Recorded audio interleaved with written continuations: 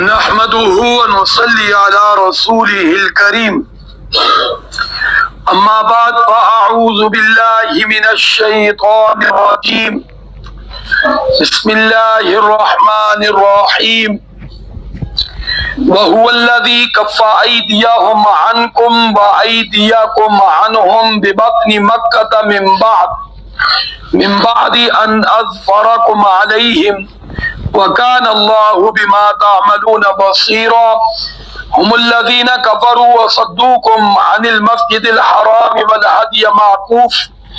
والهدي معكوفا أن يبلغ محله ولولا رجال مؤمنون ونساء مؤمنات لم تعلموهم أن تطؤوهم فتصيبكم منهم معرة بغير علم ليدخل الله في رحمته من يشاء لو تزيلوا لعذبنا الذين كفروا منهم عذابا أليما صدق الله العظيم. درود شریف اللهم صل على محمد وعلى آل محمد كما صليت على إبراهيم وعلى آل إبراهيم إنك حميد مجيد. اللهم بارك على محمد وعلى آل محمد كما باركت على إبراهيم وعلى آل إبراهيم إنك حميد مجيد. 26واں پارہ سورۃ فتح رکوع نمبر 3 اور آیت نمبر 24 اور 25 تلاوت کی گئی ہیں. آج کا موضوع مکہ کے مشرکین کا اور مسلمانوں کا حدیبیہ کے مقام پر جنگ سے اجتناب اور اس کی وجہ. جنگ سے اجتناب اور اس کی وجہ.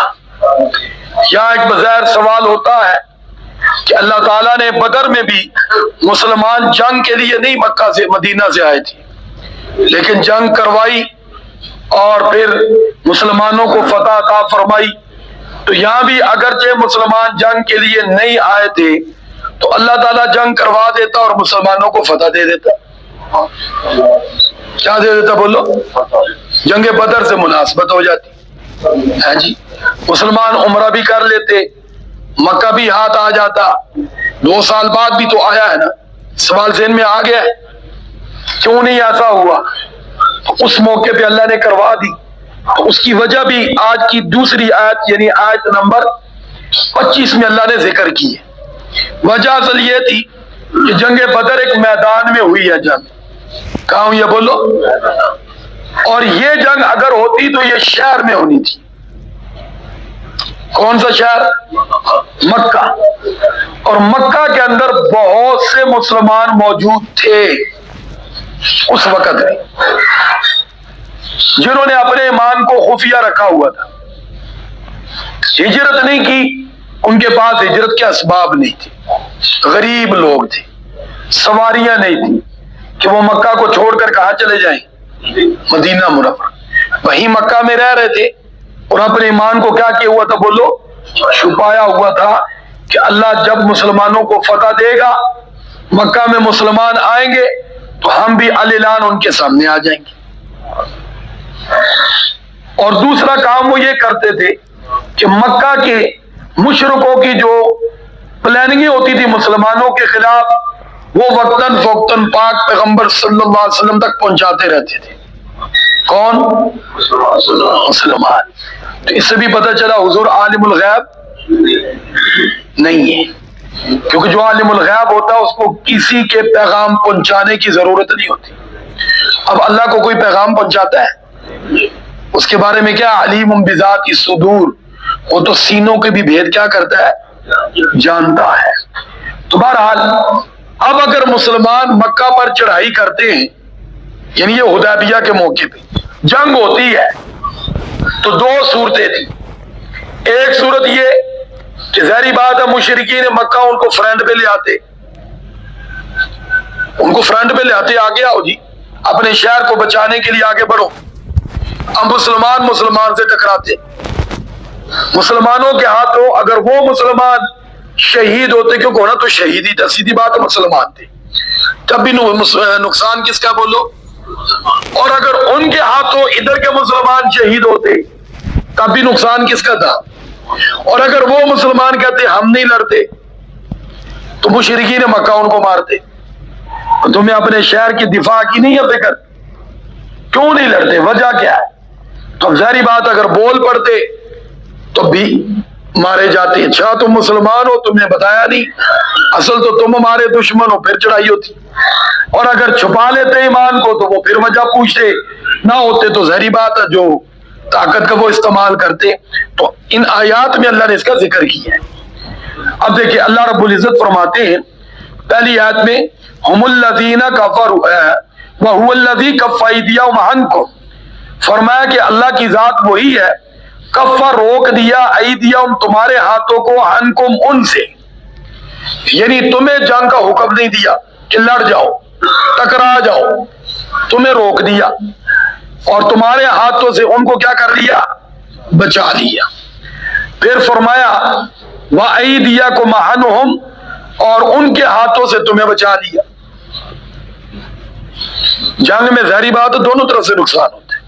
جس طرح جنگ بدر میں 70 وہ مارے گئے تو مسلمان بھی شہید ہوئے.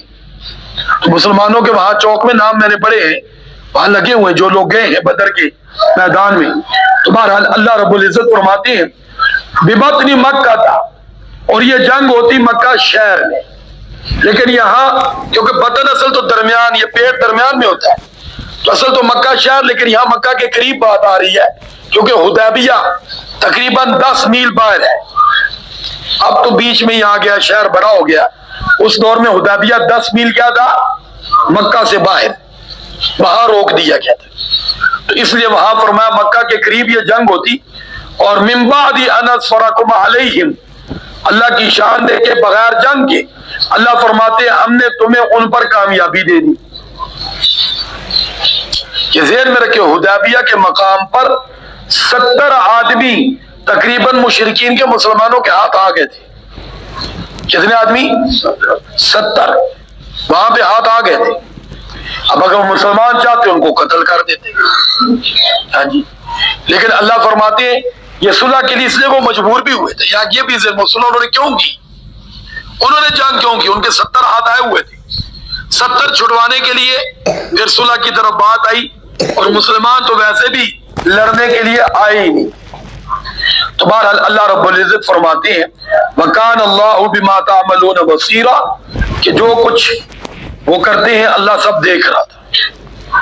پھر اگلی آیت میں وہی جو اگلی بات میں نے آپ کو بتائی، فرمایا ہم الذین کفروا، پہلے تو کافروں کی وہ جو جرم ہے نا وہ ذکر کیا.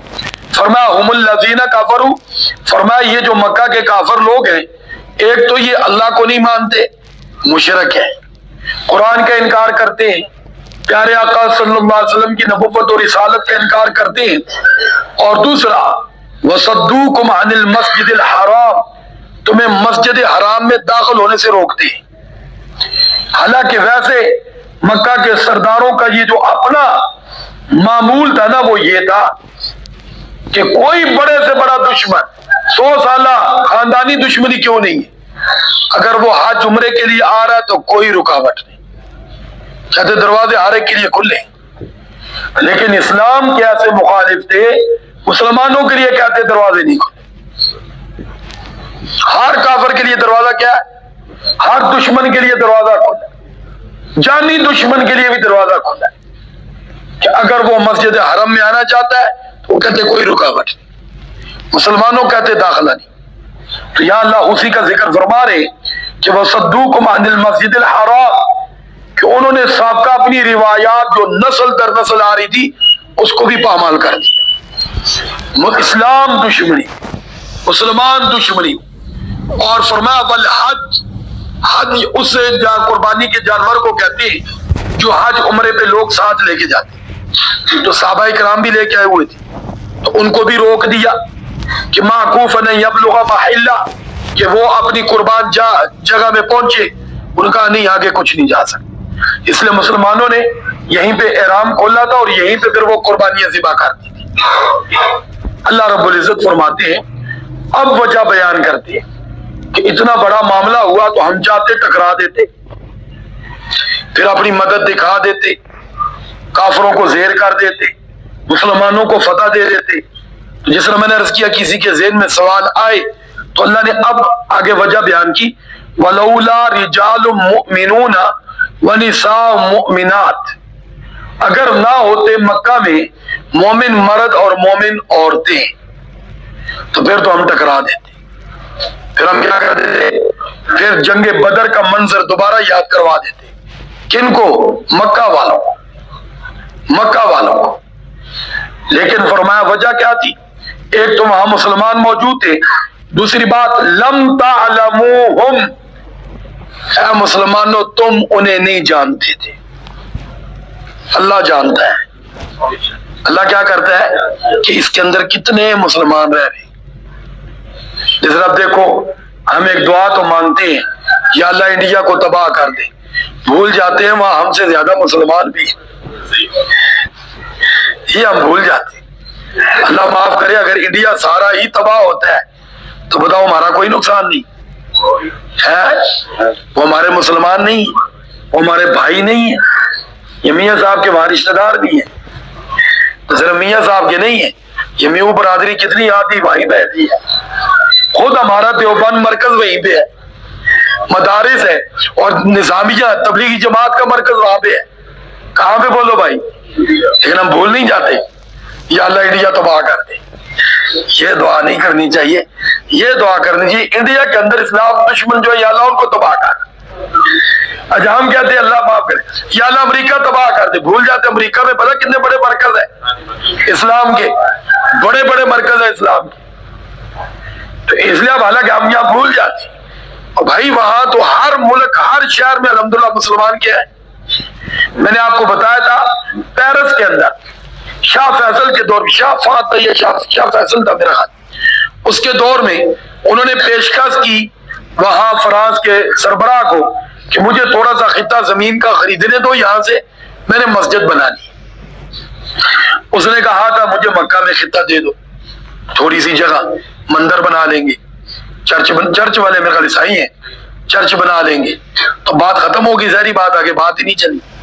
تو مکہ کی سرزمین پہ تو باطل کا نہیں بن سکتا، تو اس لیے بات ختم ہوگی۔ لیکن الحمدللہ تبلیغی جماعت کی برکت سے، تبلیغی جماعت کی برکت سے باہر سے کسی کو پیسے سے جگہ خریدنی نہیں پڑی، وہیں سے لوگ مسلمان ہی انہوں نے مسجد بنائی، اب سینکڑوں مسجدیں پیرس میں موجود ہیں، گرجے مسجدیں بن گئی۔ کس کی برکت سے بولو؟ اس دعوت تبلیغ کی برکت سے، کہ وہی گرجے والے لوگ مسلمان ہو گئے جو گرجے میں آتے، تو انہوں نے کہا جب مسلمان ہے تو گرجا کیا مسجد بناؤ۔ تو جو کام ایک بادشاہ وقت نہیں کر سکا اللہ نے ان بوری بستریوں والوں سے وہ کام کروا دیا۔ انہوں نے ایک مسجد کی بات کی تھی، اس وقت سینکڑوں مسجدیں پیرس میں موجود ہیں اور دنیا کے ہر خطے میں موجود ہیں، ہر خطے میں مسلمان بولو کیا ہے موجود، الحمدللہ۔ تو اس لیے کسی بھی خطے کا نام لے کر ہم یہ کہیں کہ وہ سارا ہی تباہ ہو جائے، نہیں، ایسا نہیں۔ تو اللہ رب العزت فرماتے ہیں تمہیں معلوم نہیں ان تطعوہم، وہ تمہارے ہاتھوں نقصان اٹھاتے، کون؟ وہ مسلمان، وہ مسلمان۔ ان تطعوہم، ظاہری بات ہے تم چڑھائی کرتے تو جنگ میں تو پھر یہ ہے جو سامنے آئے، اگر سامنے سے آ رہا ہے نا تو دشمن ہی اڑا دو۔ جب یوں آمنے سامنے جنگ ہوتی، ادھر سے کوئی بھی آ رہا ہے، ادھر سے کوئی بھی، ایک دوسرے کو کیا سمجھنا بولو، حالانکہ وہ تمہارا اپنا ہے۔ اپنا مکہ کے مسلمان چاہتے تھے ہم لڑیں، اور اگر ان کو پتہ چل جائے کہاں جائے گے ہم لڑیں۔ اللہ فرماتے دوسری بات فَتُصِيبَكُم مِّنْهُمْ، تمہیں بھی تکلیف پہنچ سکتی تھی، مَعَرَّةٌ بِغَيْرِ عِلْمٍ، بلا وجہ تم بھی نقصان اٹھاتے اور وہ بھی کیا اٹھاتے بولو، نقصان اٹھاتے۔ اور جب دونوں طرف سے مسلمان نقصان اٹھاتے تو مشرکین مکہ خوش ہوتے۔ مسلمان کی شہادت کے بعد اس کے ورثاء تو ظاہری بات ہے کہتے ہیں یار یہ تو مسلمان تھا، ہائے اپنوں سے ہاتھ سے کیا ہو گیا، ہم مشرک تو پھر خوش ہوتا کہ تم نے اپنے ہی مار دیا۔ تو اللہ رب العزت فرماتے وجہ یہ تھی، پھر آگے بتا دیا لِيُدْخِلَ اللَّهُ فِي رَحْمَتِهِ مَن يَشَاءُ، ایک تو یہ بھی تھی کہ اب جو مشرکین میں بہت سے لوگ آنے والے وقت میں مسلمان ہونے والے ہیں، خود ابو سفیان کہہ دو رضی اللہ تعالی، اب یہ اس دور میں سخت ترین دشمن تھے اسلام، لیکن بعد میں یہی مسلمان اور اب جنگوں میں سپہ سالار بن رہے ہیں۔ ان کی بیوی ہندا، حضرت حمزہ کا کلیجہ چبانے والی، بعد میں مسلمان ہو کر صحابی رسول بن رہی۔ حضور کا خود داماد، حضور کا داماد کیا نام ہے؟ ابو العاص، کیا نام ہے؟ حضرت زینب کا شوہر رضی اللہ تعالیٰ عنہ۔ یہ بدر میں کافروں کی طرف سے وہ قید ہو گیا تھا، یہ بھی بعد میں مسلمان ہو۔ اب وہاں بھی ایک مسئلہ آیا تھا، بدر کے قیدیوں کو اڑا دو، گردنیں کیا کر دو۔ کس کی رائے تھی؟ حضرت عمر رضی اللہ عنہ۔ اس پر عمل نہیں ہوا، دوسری رائے پہ عمل ہو گیا جو دوسرے صحابہ کی تھی کہ مال کی کمی ہے، زیادہ جنگ ہوئی ہے تو ہمیں مال ہونا چاہیے، جنگی سامان لینا چاہیے، تو اس لیے فدیہ لو، کیا کر دو۔ اب آپ جانتے ہو اس میں حضرت عباس بھی قیدی تھی کافروں کی طرف سے۔ حضور کے کیا لگتے ہیں؟ یہی بات میں مسلمان بھی ہوئے، مسلمان ہوئے، صحابی بنے، اور اگر گردنیں اڑتی تو یہ بھی جاتے۔ اللہ کی شان یہ بھی ہے، حکمت یہ بھی یہاں بھی بیان کر دی، لیدخل اللہ فی رحمتہ من یشاء، اللہ داخل کرے گا اپنی رحمت سے جس کو چاہے گا۔ تو یعنی اشارہ دے دیا کہ آج تمہارے مد مقابل جو مشرکین مکہ بڑی تعداد میں آنے والے وقت میں بہت سے مسلمان ہو جائیں گے۔ آپ دیکھو فتح مکہ کے موقع پر حضرت اکرمہ بھی مسلمان ہوئے، کس کا بیٹا ہے؟ ابو جہل کا۔ تو اس موقع پہ تو سخت ترین دشمن تھا، اگر جنگ ہوتی تو وہ بھی جاتا، یا مرتا یا مارتا، دونوں صورتیں تھی نا، پیچھے ذکر ہو چکی ہیں۔ تو بہرحال اللہ رب العزت فرماتے ہیں لو تزیلوا، اگر یہاں مسلمان نہ ہوتے، مکہ میں سارے کیا ہوتے؟ مشرکی ہوتے، اور آنے والے وقت میں ان میں سے کسی کے اسلام کی طرف آنے کا کوئی امید نہ ہوتی تو فرمایا لعذبنا الذین کفروا منہم عذابا علیما، تو ہم عذاب دیتے ان کافروں کو سخت ترین عذاب، یعنی پھر تمہیں ٹکرا دیتے، تمہاری مدد کرتے، کافروں کو ختم کر دیتے۔ تو وجہ یہ تھی جنگ نہ ہونے کی۔ اللہ نے ان آیات مبارکہ میں بات کیا کر دی؟ بولو بھائی، واضح کر دی۔ اللہ رب العزت کی بارگاہ میں دعا ہے اللہ رب العزت مجھے اور آپ کو اسلام پر ثابت قدمی نصیب فرمائے۔ اس کو کہتے ہیں کہ اللہ کے ہر کام میں حکمت ہوتی ہے۔ اللہ کے بولو ہر کام میں بندہ نہیں جانتا، کون جانتا؟ بولو اللہ جانتا ہے۔ درود شریف پڑھ واخر دعوانا اللهم صل على محمد وعلى آل محمد كما صليت على إبراهيم وعلى آل إبراهيم إنك حميد مجيد اللهم بارك على محمد وعلى آل محمد كما باركت على إبراهيم وعلى آل إبراهيم إنك حميد مجيد لا إله إلا الله محمد رسول الله